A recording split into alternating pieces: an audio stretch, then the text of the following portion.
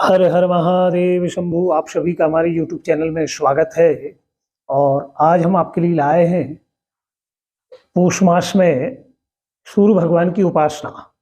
सूर्य भगवान की उपासना हमारे लिए कितनी आवश्यक है और सूर्य भगवान को आपको एक लोटा जल जो आप बड़े मन भाव से प्रातःकालीन बेला में अर्पण करते हैं, उस जल का क्या प्रभाव आपके जीवन पर आ सकता है। रविवार व्रत भी इस पूष मास में रहा जाता है। कुछ लोग 12 माह ही सूर्य भगवान की उपासना करते हैं। इस उपासना में भक्ति और श्रद्धा से जो एक दृढ़ इच्छा शक्ति के साथ में जो सूर्य भगवान की उपासना करता है, उनके सब मनोरथ सिद्ध होते हैं। सभी रोगों के निवारण हेतु, असाध्य रोगों से मुक्ति प्राप्ति हेतु, आयु की वृद्धि हेतु, सौभाग्य की मंगल कामना हेतु भगवान सूर्य की उपासना बहुत ही फलदायी है। हमारा आप सभी से आग्रह है कि आप इस उपासना को अवश्य करें। सूर्यदेव निरंजन निराकार ज्योति स्वरूप परम पिता की प्रत्यक्ष मूर्ति है, जो कि चंद्र आदि ग्रहों एवं अन्य तारागणों को प्रकाशित करते हैं। सूर्य नारायण भगवान की कृपा से हमें दैविक एवं भौतिक तापों से छुटकारा प्राप्त होता है और हमारे जीवन में हम सुख शांति का अनुभव कर पाते हैं। रोगों के दमन के लिए सूर्यवार अर्थात रविवार या इतवार का व्रत सर्वोत्तम, फलदायी एवं श्रेष्ठदायक है। आप अगर पूरे 12 माह के रविवार का व्रत धारण नहीं कर सकते तो केवल अगर आप पूष माह में जो रविवार आपको प्राप्त हो रहे हैं, इनमें आप सूर्य भगवान की उपासना करें। यह आपके लिए अत्यंत ही फलदायी होगा। कायिक, वाचिक एवं मानसिक संसर्ग जनित पाप, महापाप सब रविवार के व्रत से दूर हो जाते हैं। सुख, धर्म, यश का लाभ हमें प्राप्त होता है एवं मोक्ष की प्राप्ति भी होती है। बड़े मन भाव से आप इस सूर्य उपासना के पर्व में श्री सूर्य नारायण भगवान का पूजन अर्चन करें।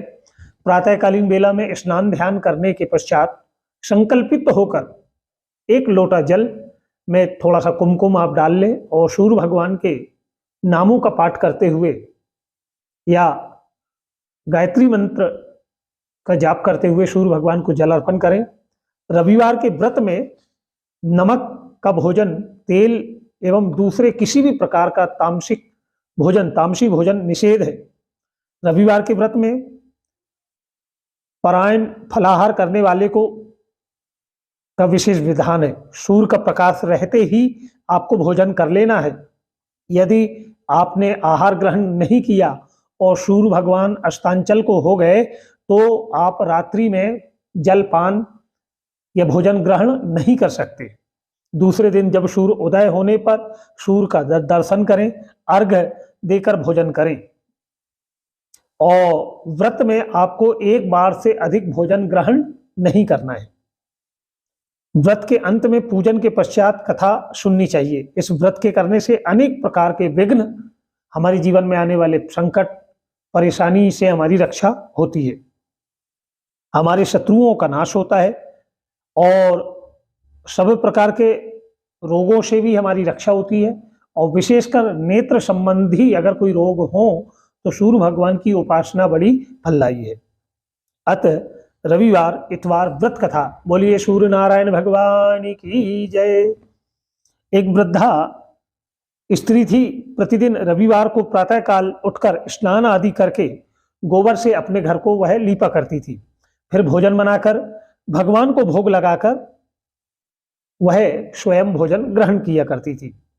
ऐसा करने से उसके घर में किसी प्रकार का कोई विघ्न या कष्ट नहीं होता था।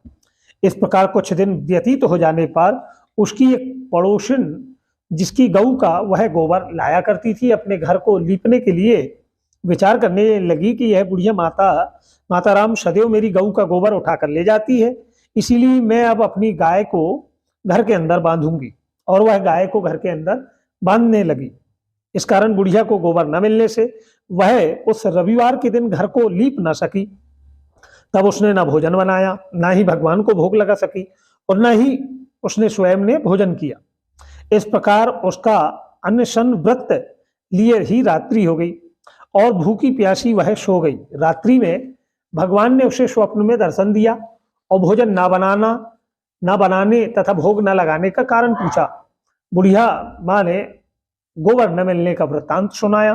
तब भगवान ने कहा, बुढ़िया माता, हम तुमको एक ऐसी गऊ देते हैं जिससे सब प्रकार की कामनाएं पूर्ण होगी, क्योंकि तुम सदैव रविवार को गौ के गोबर से लीप कर भोजन बनाकर मेरा भोग लगाकर स्वयं भोजन करती हो।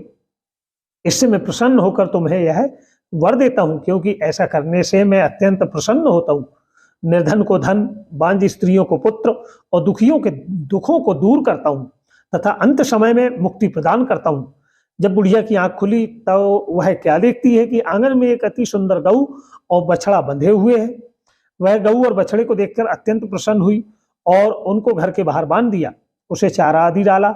जब उसकी पड़ोसन ने बुढ़िया माता के घर बाहर एक अति सुंदर गऊ और बछड़े को देखा तो ईर्ष्या के वश उसका हृदय जल उठा, और जब उसने देखा कि गऊ ने सोने का गोबर किया तो वह उस गऊ के गोबर को उठाकर अपने घर ले आई और अपनी गाय के गोबर को ले जाकर उस के दिए हुए सोने के गोबर की जगह रख आई। अब वह प्रतिदिन ऐसा ही करती। भोली वाली बेचारी बूढ़ी माँ उसकी इस चाल की उन्हें कोई खबर नहीं थी, लेकिन भगवान तो अंतर्यामी थी। भगवान ने सोचा कि चालाक पड़ोसन के कर्मों से बुढ़िया माई ठगी जा रही है, तो भगवान ने संध्या के समय अपनी माया से बड़े जोर की आंधी चला दी। इससे बुढ़िया माता ने आंधी के भय से, बारिश के डर से अपनी गऊ को घर के अंदर बांध लिया। प्रातःकाल उठकर जब बुढ़िया ने देखा तो गऊ ने सोने का गोबर किया हुआ था, तो उसके आनंद और आश्चर्य की सीमा ना रही। अब वह प्रतिदिन गऊ को अंदर बांधने लगी। उधर जब पड़ोसन ने देखा कि गऊ घर के अंदर यह माताराम बांधने लगी तो उसका सोने का गोबर उठाने का दाव नहीं चला। तो कुछ उपाय ना देखकर उसने उस देश के राजा की सभा में जाकर राजा से कहा कि हे महाराज, मेरे पड़ोस में एक बुढ़िया के पास एक ऐसी गाय है जो कि आप जैसे महाराजा के पास उसे होना चाहिए, और वह आपके ही लिए बड़ी उत्तम श्रेष्ठ गाय है। उस गाय रोज सोने का गोबर देती है, आप उस सोने से प्रजा का पालन करिएगा। वह बुढ़िया इतने सोने का क्या करेगी। राजा ने यह बात सुनकर अपने सेवकों को बुढ़िया के घर भेजा और सेवक उस बुढ़िया माताराम के घर आए और गऊ को ले जाने लगे। इधर बुढ़िया माता ने प्रातःकाल उठकर स्नान आदि करके भोजन बनाया और ठाकुर जी को भोग लगाकर आप भोजन करने ही वाली थी कि राजा के दूतों ने बुढ़िया के घर आकर बुढ़िया की गऊ को बलपूर्वक खोलकर राजा के महल में पहुंचा दिया। राजा गऊ को देखकर बड़े प्रसन्न हुए, उसको महल के अंदर बंधवाकर दूतों द्वारा उसकी रक्षा का प्रबंध करने की आज्ञा दे दी। इसके गोबर को मेरी बिना आज्ञा के कोई ना उठा ना पाए। प्रातःकाल उठकर सोने की गोबर पाने की आशा से राजा वहां पर आया जहां गऊ बंधी हुई थी, तो क्या देखता है कि गोबर से सारा महल गंदा हो रहा है। यह देखकर राजा को अत्यंत क्रोध आया। उसने अपने सेवकों को बुढ़िया माता को बुलाने की आज्ञा दी। सेवकों ने बुढ़िया के घर जाकर उसको राजा की आज्ञा सुनाई। तब बुढ़िया माता राजा की आज्ञा का उल्लंघन न करते हुए सभा में पहुंच गई। राजा ने कहा कि बुढ़िया माँ, मैंने सुना है कि तुम्हारी गऊ सोने का गोबर देती है, इस कारण मैंने तुम्हारी गऊ को खुलवाया, परंतु अब देखा कि यह बात सर्वदा असत्य है, तो यह क्या वृत्तांत है, मुझे सुनाओ। बुढ़िया माता ने अपने व्रत का व पड़ोसिन का सारा वृत्तांत सुना दिया। राजा ने सारा वृत्तांत सुनकर बड़ी प्रसन्नता के साथ बुढ़िया माँ को गऊ को उसके घर पहुंचा दिया और बुढ़िया माता का अति आदर और सत्कार किया। पड़ोसिन को बुलवाकर उचित दंड दिया और स्वयं भी यह व्रत लेकर सारे शहर में इस व्रत का पालन करने की आज्ञा करवा दी। और इस तरह से प्रभु की कृपा से हमारे भी जीवन में आने वाले समस्त संकटों से, परेशानी से हमारी रक्षा हो। सूर्य नारायण भगवान की हम सभी के जीवन पर कृपा बनी रहे, क्योंकि बिना प्रभु की कृपा के कोई कार्य संभव नहीं है। मन भाव से आप सूर्य उदय के पूर्व उठकर बड़े मन भाव से उदित सूर्य नारायण भगवान को उनके नामों से आप एक लोटा जल, लोटे में थोड़ा कुमकुम डालकर बड़े मन भाव से अर्घ अर्पण करें, सूर्य भगवान को प्रणाम करें और प्रभु आपकी सब मनोकामना सिद्ध करें। यह दिव्य कथा आप और लोगों तक भेजें जिससे वह भी इसका लाभ ले पाएं। आपने हमारे YouTube चैनल को सब्सक्राइब किया है तो कोटिशा आपको धन्यवाद, और नहीं किया है तो हमारा आग्रह है कि आप हमारे इस चैनल को अवश्य सब्सक्राइब करें। हर हर महादेव शंभु।